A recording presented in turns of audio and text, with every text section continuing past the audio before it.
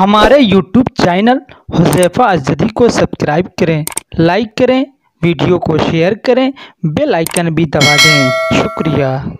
अब एक और हमारे मेहमान हैं, मेहमान ख़ुसूसी मैं कहूँगा, मौलाना शाहिद फ़ज़ल साहब दिल्ली में रहते हैं और नामा निगार हैं, पत्रकार भी हैं, लिखने पढ़ने से ताल्लुक़ है, तालीम याफ्ता हैं। मैं आवाज़ देता हूँ कि 5 मिनट में वो भी अपनी बात रखें, वक्त चूँकि कम है। बिस्मिल्लाहिर्रहमानिर्रहीम, इय्याका नअबुदु व इय्याका नस्तईन। सबसे पहले तो मैं मौलाना अंसार साहब का, मौलाना अब्दुल्ला साहब का और जितने हाज़रीन हैं सबका शुक्र अदा करता हूँ।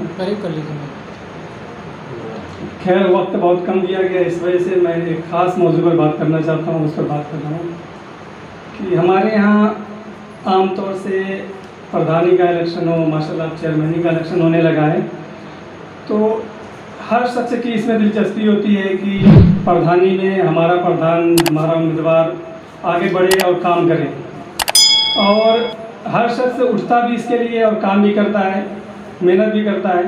लेकिन मैं अपने नौजवानों को और मेरी आवाज़ या दूसरे ज़रिए जहाँ तक पहुँचेगी उन लोगों को ये बताना चाहता हूँ कि आखिर में सियासतदान होता कौन है और कौन लोग बड़े सियासतदान बनते हैं। मैं दारुल देवबंद से सन 2007 में फारिग हुआ और वहाँ से दिल्ली जाने का मौका मिला। मैंने खुद अपने कसदन दिल्ली गया ये देखने के लिए कि आखिर बड़ा कौन होता है, जिनके पास, जिनके हाथ में मुल्क की बागडोर होती है, जो एक फ़ैसला करता है पूरे हिंदुस्तान में हलचल मच जाती है, एक हुक्म देता है 8 हज़ारों किलोमीटर दूर लोग दौड़ने लगते हैं। आखिर वो कौन होता है, किसके पास इतनी ताकत होती है और वो कैसे बनता है इस पोजीशन पर। तो हम लोग गए, उस वक्त सन 2007 का ज़माना था। उस वक्त जब हम यूनिवर्सिटियों में और बड़े लोगों से, चूँकि मैं जाने के बाद मुझे अखबार में काम करने का मौका मिला, तो सहाफ़त जो होता है वो जमहूरियत का चौथा सतून है, यानी जमहूरियत के बका के लिए सहाफ़त यानी जो मीडिया होता है उसका चौथा दर्जा हासिल है। वो रोल प्ले करता है कि किस तरह हमारी जमहूरियत चलेगी। तो मुझे अखबार में काम करने का मौका मिला, तो अखबार में काम करने से मुझे बड़े सीनियर लोगों को, जिन लोगों ने करीब से मुल्क को देखा था, बड़े बड़े लीडरों को जाना और समझा था, यहाँ तक कि जो मेरे साथ काम कर रहे थे एक साहब, वो राजीव गांधी से बिल्कुल करीबी थे। उनको राजीव गांधी से मिलने के लिए कोई वक्त लेने की ज़रूरत नहीं होती थी। तो उस वक्त हम सर्च कर रहे थे कि आखिर बड़ा कौन होता है। तो हम यूनिवर्सिटियों से और तालीमी इदारों से पता चला कि सबसे अहम जो तालीम होती है वो IAS की होती है। तो उस वक्त हम लोग उसके सिलेबस वगैरह देखने लगे, उसके लोगों को देखने लगे। उस वक्त शाह फैसल था, कश्मीर का लड़का एक था, बिल्कुल नौजवान, उसने टॉप किया। उसका इंटरव्यू सहारा में छपा था। हम लोगों ने सहारा का अखबार उड़ाया और अपने दीवार पर चिपका दिया। उसके इंटरव्यू को एक बार नहीं 10वीं बार पढ़ा। फिर उसके बाद एक दारुल देवबंद का एक लड़का, जो वाहिद दारुल देवबंद का लड़का IAS हुआ है, वसीमुर रहमान, जो गोडा बस्ती का था, उसका इंटरव्यू छपा। अखबार मशरिक का एक गुलदस्ता निकलता था, उसमें छपा। वो जाके उस रिपोर्टर ने उसके घर इंटरव्यू करके आया था, वो लेके आके चिपका दिए। फिर बड़े करीब से हम देख रहे थे कि आखिर कौन लोग होते हैं जो बड़े लोग होते हैं, मुल्क को संभालते हैं। कौन कौमें होती हैं जो छोटी होने के बावजूद, कम तादाद होने के बावजूद अपना असर और रसूख मुल्क के ऊपर रखती हैं। तो तहकीक करते करते मुझे ये रियलाइज़ हुआ, इस नतीजे पर मैं पहुंचा कि जिसके पास कानून की तालीम होती है वो बड़ा होता है, हर शोबे में होता है। जो जिस चीज़ के उसूल को जानता है वो शोबे में बड़ा होता है। मसलन हम लोग हैं, उलमा हज़रात हैं, तो दीन के मामले में उलमा के सिवा तो कोई हो नहीं सकता है, क्योंकि उलमा क्या है, उलमा दीन के उसूल को जानती है, इस वजह इनका मर्तबा बड़ा हुआ है। तो मैंने उस वक्त ताकीद किया था कि उस वक्त कांग्रेस की हुकूमत थी। कांग्रेस की हुकूमत में कैबिनेट में तकरीबन 35% से ज़्यादा वकला थे। सिर्फ वकील जो थे वो 35% थे, बाकी और दूसरे लोग। होता क्या है कि जो सुप्रीम कोर्ट में बड़े वकील होते हैं उनको पार्टियां हायर करके वो उसकी MP की सीट देकर उनको अपने पास लाती है, कि इसलिए कि मुल्क को वही चलाएंगे जो मुल्क के उसूल को जानेंगे, और वकील जो होता है मुल्क के उसूल को जानता है। तो इस तरह एक BJP का एक MP था, नाम जन नहीं आ रहा है, वो BJP उसको MP अपनी तरफ से बनाती थी और वो फिर BJP के खिलाफ आर्टिकल लिख रहा था, BJP उसको निकाल देती। 3 बार तो ऐसा हुआ, लेकिन उनसे बच नहीं सकते हैं क्योंकि इतना बड़ा वो वकील है। अब ये कपिल सिब्बल है, ये कांग्रेस के खिलाफ ही बोलेगा तभी तो कांग्रेस रखेगी। तो मैं पूरा मारूफ के लोगों को ये बताना चाहता हूँ कि नेता ठीक है, बनना ज़रूरी है, लेकिन कैसे हम ऐसे नेता बने कि पार्टी हमारी मुहताज हो, कैसे हम ऐसे कायद बने कि लोग हमें गालियाँ देने के बावजूद हमें कबूल करें। इसी तरह एक साहबी का मैं जिक्र करता हूँ, मेरे बहुत करीबी साहबी हैं। एक अखबार था जदीद खबर, वो जदीद खबर का मालिक था, वो जो एडिटर था मासूम मुरादाबादी था, और एक उसके बहुत करीबी साहबी थे। वो जो आर्टिकल लिखते थे वो लगा देता था। एक मरतबा उन्होंने अपने आर्टिकल में उसी के खिलाफ लिख दिया। उसे इतना भरोसा था कि बहुत अच्छा आर्टिकल लिखते हैं। जब उसके खिलाफ लिख दिया तो वो पार्लियामेंट में सहाफ़ियों को बाकायदा कार्ड मिलता है। 2-4 सहाफ़ी उर्दू के 2 उस वक्त थे जब कांग्रेस हुकूमत थी, अब इस वक्त है कि नहीं, वो उस वक्त एक कार्ड उसको पार्लियामेंट का मिला हुआ था। पार्लियामेंट में जब उसका अखबार गया, कह रहे यार तुम्हारे खिलाफ तुम्हारे अखबार में छपा हुआ है, तुम्हें कुछ पता नहीं है। वो उस वक्त हाथ से रखा और सोचा कि ये क्या हो रहा है। खैर, बताने का मकसद ये है कि हम यहाँ पर सब लोग इलेक्शन से मुताल्लिक बैठे हुए हैं, और उसके साथ साथ इलेक्शन और हमारी जिम्मेदारियाँ जो आज का मौजू है उसको हमें एक नज़रिए से, मैं चाहता हूँ इस नज़रिए से भी देखें कि इलेक्शन होता क्या है और उसके उम्मीदवार सही तरीके से काम क्या करते हैं।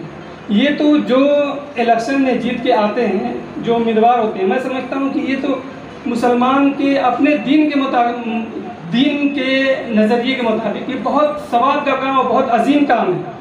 इसलिए कि इस्लाम में भी सबसे अजीम शख्स वो है हुज़ूर पाक सल्लल्लाहु अलैहि वसल्लम के बाद जो पहला खलीफा है। इस वक्त खिलाफत को अगर देखा जाए तो वज़ीर आज़म वो है, तो जाहिर सी बात वज़ीर आज़म का जो दर्जा है वो तो इस्लाम में भी बहुत अजीम दर्जा है।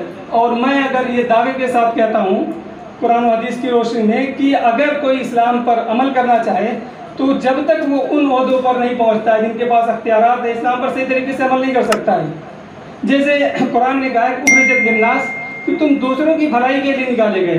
भलाई के लिए अगर आदमी के पास अख्तियार नहीं है तो कैसे वो काम कर सकता है। तो इस वजह से जो हमारे चेयरमैन हैं ये तो मजहबी एतबार से भी बड़े अजीम, अगर ईमानदारी के साथ काम करें तो बड़े अजीम दर्जे के लोग हैं। जैसे इस्लाम में सबसे अहम दर्जा जो हासिल है एक आदिल बादशाह का है, और आदिल बादशाह को अगर आज के दौर में डिफिनेशन किया जाए तो वज़ीर आज़म है, फिर उसके बाद MLA हैं, फिर MP हैं, फिर उसके बाद चेयरमैन वगैरह आते हैं। तो चेयरमैन भी अगर अपने हक़ को सही अदा करता है तो इस्लाम में उसको सबसे ऊपर दर्जा रखा जाएगा, और अगर उसने गलत तरीके से काम किया तो सबके सबसे नीचे रखा जाएगा। लेकिन आज ना हमारे अवाम में इसका तस्वुर है और ना जो चेयरमैन जीत के आते हैं उनका इसमें तस्वुर है। होता क्या है कि ये लोग पैसा खर्च करते हैं। अस्सलाम वालेकुम।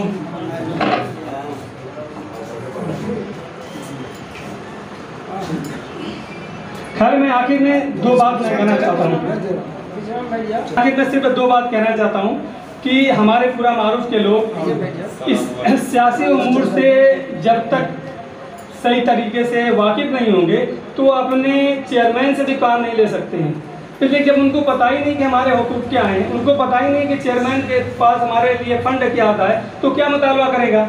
अब जो हमारे साबका प्रधान हैं उनके बारे में कौन जानता है कि वो क्या किए क्या नहीं किए हैं। वो तो जो अगर थोड़ी चीज़ बना देंगे समझेंगे बहुत ज़्यादा बना दी है, और अगर बहुत ज़्यादा बना देंगे तो समझेंगे बहुत थोड़ा किए हैं। तनकीद करने वाले तनकीद करेंगे और तारीफ़ करने वाले तारीफ़ करेंगे। लेकिन जब किसी को पता होता है कि ये हमारे अख्तियारात क्या हैं, या जो फंड आ रहे हैं, या जो हमारे जो चेयरमैन है वो हमारे लिए कर क्या सकते हैं, और अगर उसने तब नहीं किया है तो वो तनकीद सही होती है।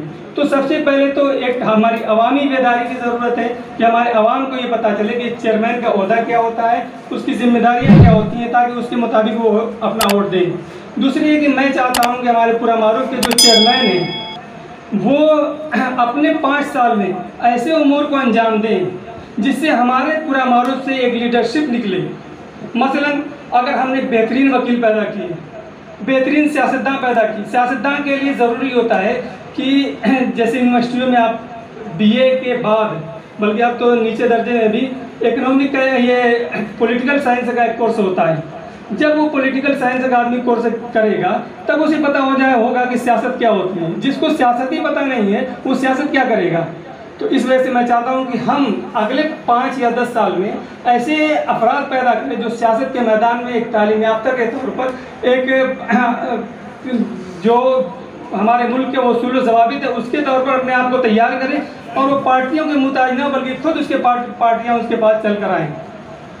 दूसरे इसके लिए मैं चाहता हूँ कि हमारे जो पूरा मारूफ के लोग हैं, सिर्फ चेयरमैन ही नहीं, इसमें सभी लोग बराबर के शरीक होकर हमारे अफराद को तैयार करें ताकि मजबूत एक आदमी तैयार हो। इसलिए कि अगर हम पार्लियामेंट के अंदर भी किसी को भेज देंगे, उसके अंदर सलाहियत नहीं होगी तो पूरा मारूफ के लिए किसी के लिए कुछ काम नहीं करेगा।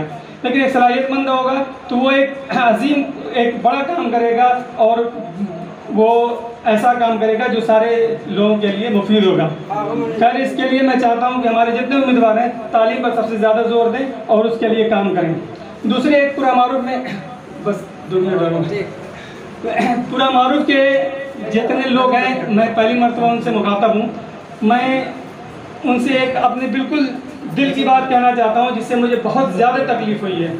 अभी 2 फैसले आए हैं, एक फ़ैसला बाबरी मस्जिद का आया है, एक फैसला 3 तलाक का आया है।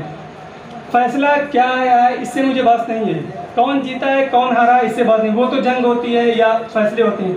लेकिन अफसोस जो मुझे सबसे ज़्यादा ये है कि मुसलमान अपनी क़यादत के लिए, अपनी तर्जुमानी के लिए एक अपना वकील नहीं तैयार कर पाए।